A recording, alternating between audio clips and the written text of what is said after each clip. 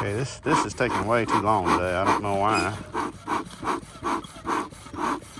Way too long. All right, here we go. All right, I've already worked on this hive once. Looks like it needs it again. Yeah, it's busting at seams. It wouldn't surprise me if they swarm while I'm working on them. The other three, they need work done, but this one right here, see, I put a double screen bottom board splitter on it. Right here. And there's a lot of activity on this side. They're taking pollen in over here on this side too, so I'm gonna have to see what's going on. I'm not sure. This one, those two supers, probably full of brood. They shouldn't be, but they probably are. This one right here, that brood chamber needs to be down on the bottom, and that super needs to be up on top. So we're just gonna dive in and see what we can get into. It's 1:43, Good Friday. So if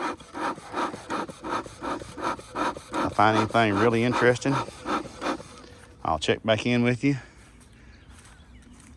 Hopefully I brought enough equipment. I don't know. All right, so I've decided what I'm gonna do. I'm gonna take this double that was supposed to be a split. I'm gonna take it off. Put it right there. First thing I'm gonna do. And we'll just see what happens after that. Yes, we will. Onward. All right. Well, whew. I'm glad I only have 4.5 hives. Not like my buddy Tommy, who has, oh gosh, I think he's got about 75 hives scattered all over the place. And I was correct. There's all kinds of brood and everything else in those two supers. And you know, when I added these new deeps, the deeps are the big boxes on the bottom. When I added the new deeps, I didn't even move frames around. I said, the heck with it. You know, if these bees want to be productive, they'll figure it out themselves. I have to work with people who can't see the forest for the trees. I'll be darned if I'm gonna have bees the same way. And if you work for me, not for me, if you work with me and you take offense to that, well, obviously you're not one of the ones that has to be shown the trees in the forest. If you don't understand what I'm saying, look it up. All right, so there you have it. Anyway, I'm gonna go down there and pick up that hive, that equipment down there. Since I have the carry-all on my tractor, I put a temporary cheap wafer board floor in it because I ain't had time to get new 2x6s. So, but look, it's working. So, hey, if it works, it's good, right? Right. All right. Of course, I know that's just half-assed, and so I'll have to half-ass it again to make it a whole ass. Anyway, so anyhow, didn't see anything unexpected. I did not cause a swarm to commence by getting in there messing with the bees. That was a good thing. So yeah, we're just gonna see what happens now. All right, so I think I'm gonna leave that one box down here just to see what happens. But I do see I got a queen excluder on the bottom. I did that to try to keep rats and so forth out of it. So I'm gonna take that off. Hey, I might catch a swarm. Can't ever tell. So anyhow,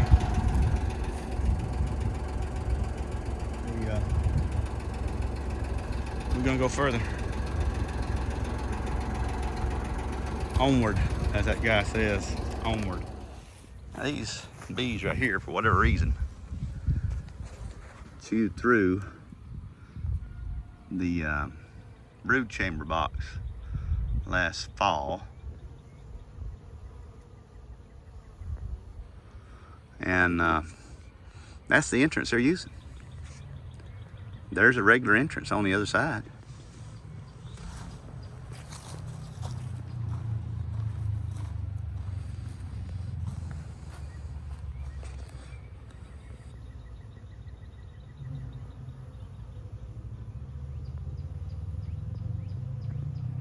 But not being utilized.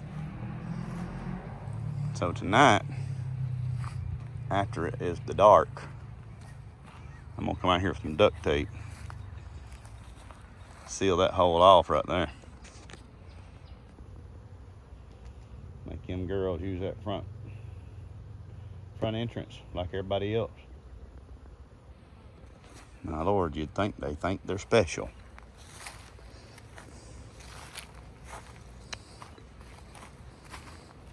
Didn't find anything out of sorts within the hives. Of course, I didn't really look that hard, but I did add a lot of space onto them.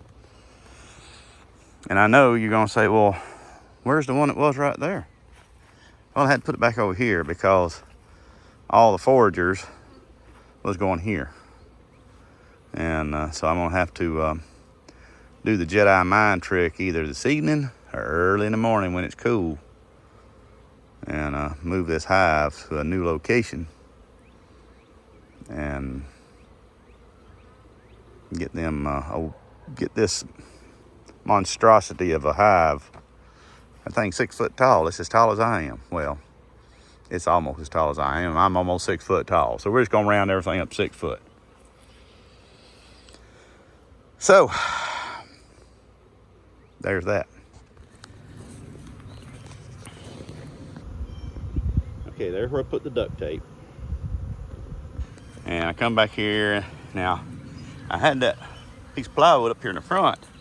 That way when they came out this morning, they wouldn't just come buzzing out and not realize something had changed. But as you can tell, just as we are, they're creatures of habit. So I have put that piece of plywood now there, hoping that that will encourage them to, you know, buzz around a little bit and realize, oh, up here in the front's where we're supposed to come in and out at. I see.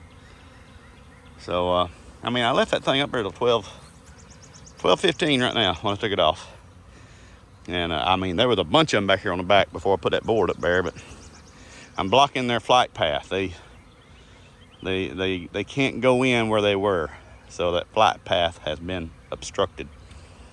And they'll start buzzing around, come up here to the front, and they'll start picking up on the pheromones and stuff coming out of that slot down there. They'll figure it out. Onward. Okay, so we're heavy into bee season here in North Georgia. And I've got 1, 2, 3, 4, possibly a split stacked up real tall. So I'm gonna say 4.5 hives right now. I've got a lot of equipment, and these supers right here, this is what the honey stored in. And majority of those things are full of drawn comb too, which is gold in beekeeper standards. So what I'm gonna do, I'm gonna leave it out here in my bee yard. But what I'm gonna do, I'm gonna try to make it safe from rats and such as that.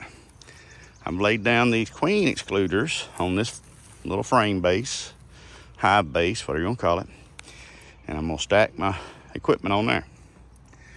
Because number one, you know, I just don't have room in my garage, in my basement, for this much equipment. And number two, it never fails. When I'm out here working, I need something as far as equipment, and you'll never guess where it's at. Behind that garage door. So I'm trying to be a little proactive and get things set up where it's a little bit more user-friendly. Onward. You know, I about decided this Garmin watch connected by Bluetooth to my phone really pisses these bees off, because I've had to leave the site here 3 times trying to do this little bit right here. And the bees are all over there. Yeah, one got me back of the arm. And you know, it's I mean, they're probably still a little agitated from me doing the work in there yesterday. But I mean, you know, I've noticed it more than once. Them showing me a lot more attention than what I wish to receive while out here in the yard with that watch on. So I've come to the conclusion that honeybees don't like Garmin products. So anyway, here we go. All right, so I've got 8 supers with varying stages of anywhere from 75 to 100% drawn comb inside them. I've got multiple bottom boards. I've got multiple queen excluders. I've got a few tops, telescopic tops. And so I've got all my extra equipment out here now. And, you know, it could actually catch a swarm. Now, grant you, because I have the queen excluders on the bottom to keep varmint out, if it did catch a swarm, the swarm would go down there and hang on it, because some of them go in, but the queen more than likely couldn't. So they'd hang there for a little while. Now that deep right there, it's set up for a swarm. And so is that one down there. So there's always a possibility I might catch a swarm through empty equipment. Oh, and there's one over on the other side too. That one way over there on the other side, it's empty as well, but it has strong combing. So we're gonna see what happens. Uh-oh. I'm getting buzzed by another angry bee. All right. Onward. Okay. Primark Freedom update. I know it's windy. I hope I won't video long. This is Saturday before Easter Sunday, 2024. My honeybees are down here pollinating, bumblebees, wasp. The little cold snap we got last week didn't do anything because it was windy and it didn't frost. So all the blooms appeared to have survived and looking pretty darn good. I got some volunteers coming up outside my raised bed. We'll have to take care of them things. But yeah, I just thought I'd give a little update here. The Primark Freedoms, they're looking good. Matter of fact, I think my bride's gonna make a blackberry cobbler tonight from blackberries from last year. All right, that's the second load off of these chase bushes. I tell you what, I got tired of having to dip, dive, and bend to mow grass around these blame things. You know, I planted them to help the bees, my honeybees, but I don't think I've seen a few honeybees, more wild bees get on anything else. There's 2 here, there's 2 over there.